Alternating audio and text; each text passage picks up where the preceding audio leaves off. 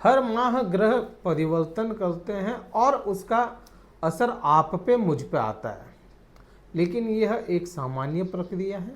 अपने लिए, किसी भी इंसान के लिए यह थोड़ी सी स्पेशल प्रक्रियाएं हो जाती है, क्योंकि ग्रहों का असर आप पे और मुझ पे आएगा। इस अप्रैल महीने की बात करें तो अप्रैल माह में कई विशेष घटनाएं हो रही हैं। सबसे पहली विशेष घटना हो रही है वह सूर्य का ग्रहण हो जाना, जो अपने को विजिबल होता है, दिखता है। शनि नक्षत्र बदल रहे हैं, वह हमें नहीं दिखेगा। दूसरी कोई भी राशियां परिवर्तन होती हैं वह अपने को डायरेक्ट आंखों से नहीं दिखती, लेकिन सूर्य का ग्रहण दिखता है। और इस सूर्य का ग्रहण 8 अप्रैल 2024 को होगा। भारत में नहीं हो रहा है यह। भारत में इसका आध्यात्मिक तौर पे, धार्मिक तौर पे कोई असर नहीं है, परंतु सूर्य ग्रहों का राजा है, और ग्रहों का राजा अगर चपेट में आ गया राहु की, राहु ने उसे कुछ देर के लिए ही सही निगल लिया, तो उसका प्रभाव आप पे और मुझ पे आएगा जरूर।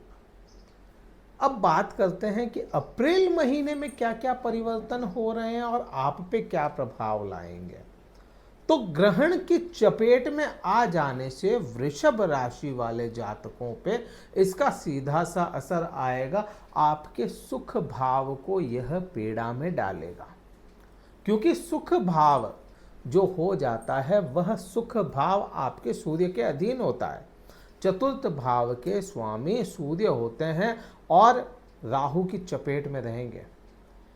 वैसे तो पूरा ही महीना हो गया, पिछले 14 मार्च को यह आए थे। 14 मार्च से राहु के साथ में गोचर कर रहे हैं सूर्य, लेकिन इसका प्रभाव ग्रहण से कुछ दिन पहले और कुछ दिन बाद तक रहता है, जब तक यह राशि नहीं परिवर्तित कर रहे थे सूर्य।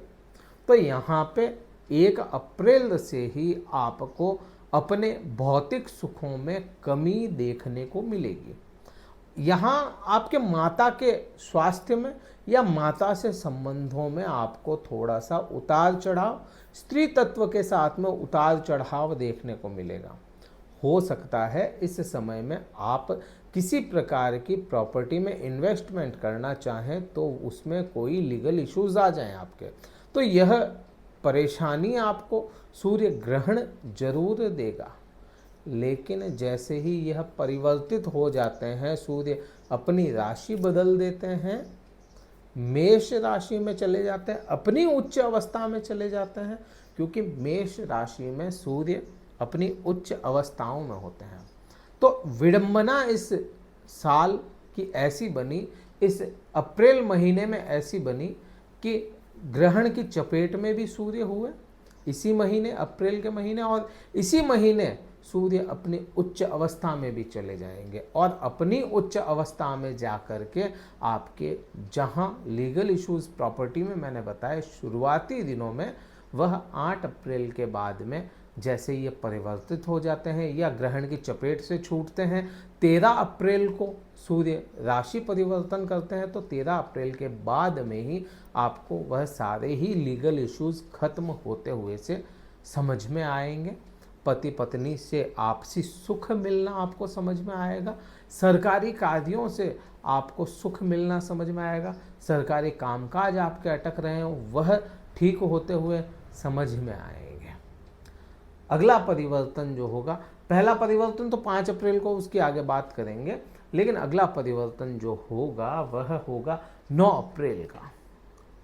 ग्रहण की चपेट के बाद में सूर्य उच्च राशि में हो रहे, 9 अप्रैल को जो हो रहे हैं वह बुध ग्रह मीन राशि में आ जाएंगे।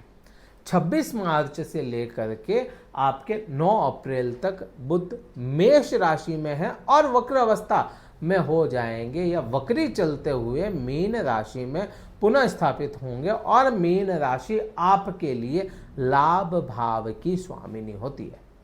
मीन राशि लाभ भाव मिलता है और आपके बुध ग्रह इष्ट ग्रह होते हैं। लाभ भाव में बुध ग्रह बैठ करके आपके खुद के पंचम भाव, बुध के खुद के स्थान को देखेंगे। जहां केतु बैठा है वहाँ आपको संतान सुख, प्रेम सुख और ज्ञान का सुख आपको मिलता हुआ नजर आएगा वृषभ राशि वाले जातकों को। और लाभ में किसी प्रकार की कमी देखने को आपको नहीं मिलेगी, क्योंकि यहाँ पर राहु होंगे और राहु के साथ में शुक्र होंगे और बुध भी यहीं पे आ जाएंगे। लाभ भाव में आपके राशि स्वामी होंगे, लाभ भाव में आपके पंचमेश होंगे और इनके मित्र ग्रह राहु यहाँ पे होंगे, तो आपको लाभ, निरंतर लाभ दिलवाते हुए नजर आएंगे 9 अप्रैल से, जब तक यहाँ पे खुद बुध स्थापित रहेंगे और अप्रैल महीने में बुध ग्रह यहीं पर स्थापित रहने हैं। अगली बात करते हैं, अगला परिवर्तन जो होगा 13 अप्रैल का सूर्य का मैंने बता ही दिया, 23 अप्रैल को होगा। 23 अप्रैल को मंगल ग्रह परिवर्तन करेंगे और मंगल ग्रह भी मीन राशि में चले जाएंगे।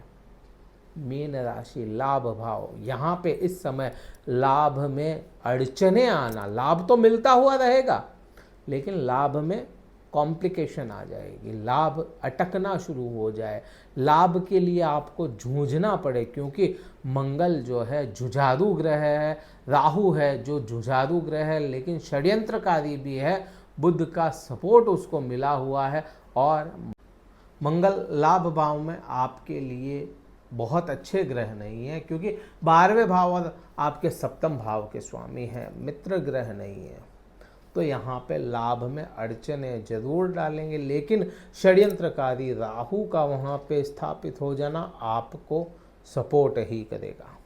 जूझना जरूर पड़े लेकिन लाभ मिलता रहे। अगला परिवर्तन जो होगा शुक्र का होगा। 24 अप्रैल को शुक्र ग्रह परिवर्तन करके मेष राशि में सूर्य के साथ चले जाएंगे। सूर्य को पूरा प्रभाव यहाँ पे शुक्र पे डालना पड़ेगा, और क्योंकि आपके लग्नेश है और वह 12वें भाव में जा रहे हैं, मेडिकल खर्च बढ़ाएगा। यहाँ पे सरकारी कामकाज वगैरह तो आपके कई अच्छे निकलते हुए नजर आएंगे, लेकिन आपको खुद को स्वास्थ्य का ध्यान रखना पड़ेगा।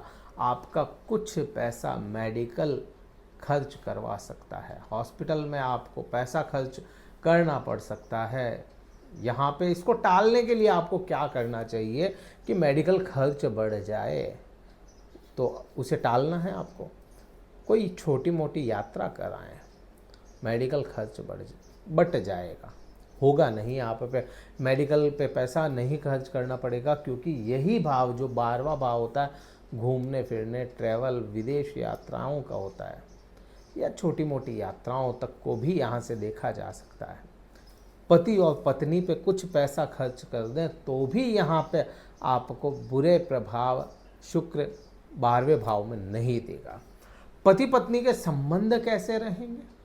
पति पत्नी के संबंधों की अगर बात करेंगे तो 24 अप्रैल तक किसी प्रकार की कोई समस्या आपको नहीं देखने को मिलेगी, क्योंकि आपका जो शुक्र ग्रह है वह अच्छे स्थान में रहेगा। लेकिन 24 तारीख के बाद जब शुक्र बदल जाएंगे तो पति पत्नी या पार्टनर्स के संबंधों में वाद विवाद, आर्ग्यूमेंट्स आ सकते हैं और कुछ अंदरूनी बातें भी बिगड़ सकती है, उसका आपको विशेष ध्यान रखना पड़ेगा। अदरवाइज 24 अप्रैल से पहले कोई तरह की समस्या नहीं है। बात सबसे इम्पोर्टेंट शनिदेव की अगर करेंगे तो शनिदेव 5 अप्रैल को नक्षत्र परिवर्तन कर रहे हैं, राशि परिवर्तन नहीं है, नक्षत्र परिवर्तन है, और पूर्व भाद्रपद नक्षत्र में परिवर्तित हो जाएंगे। राहु के नक्षत्र शतभिषा से निकल करके पूर्व भाद्रपद नक्षत्र में चले जाएंगे, बृहस्पति के नक्षत्र में चले जाएंगे। यहाँ शनिदेव कुछ हद तक शांत जरूर होंगे और आपके कर्म क्षेत्र को, करियर में स्टेबिलिटी लाने का काम करेंगे ही करेंगे। तो यहाँ पर यह प्रभाव होना है। राहु का बताया, केतु का बताया। केतु का थोड़ा सा और देख लें कि संतान सुख वगैरह में परेशानियां कम क्यों हो रही, क्योंकि केतु के जो डिस्पोजिटर है बुध ग्रह, वह आपके 9 अप्रैल को डायरेक्ट बुध के केतु के सामने ही होंगे। तो डिस्पोजिटर अच्छी पोजीशन में होगा तो केतु को रिजल्ट बुरे नहीं देने देगा, अच्छे रिजल्ट केतु को लाने पड़ेंगे। तो यह इस प्रकार से इस अप्रैल महीने का वृषभ राशि के लिए राशिफल रहेगा। उपाय क्या करना चाहिए इस महीने? आपको उपाय इस महीने विशेष माँ लक्ष्मी की आराधना करनी चाहिए। शुक्र के बीज मंत्रों का जाप जरूर करें, क्योंकि एक समय के लिए शुक्र ग्रह 12वें भाव में चले जाएंगे और सूर्य के साथ होंगे तो प्रभावहीन जरूर होंगे कुछ हद तक, तो उसका आपको जाप करना चाहिए। शनि का आप मंत्र जाप कर सकते हैं, शनि की आराधना कर सकते हैं। इस वीडियो में इतना ही था। कहीं भी वीडियो अच्छा लगा हो लाइक कीजिएगा, शेयर कीजिएगा, सब्सक्राइब कीजिएगा। कुंडली विश्लेषण पर्सनल करवाना चाहते हैं, डिस्क्रिप्शन में कार्यालय के नंबर हैं, व्हाट्सएप मैसेज के द्वारा संपर्क कर सकते हैं। इस वीडियो में इतना ही। जय हिंद, वंदे मातरम, भारत माता की जय।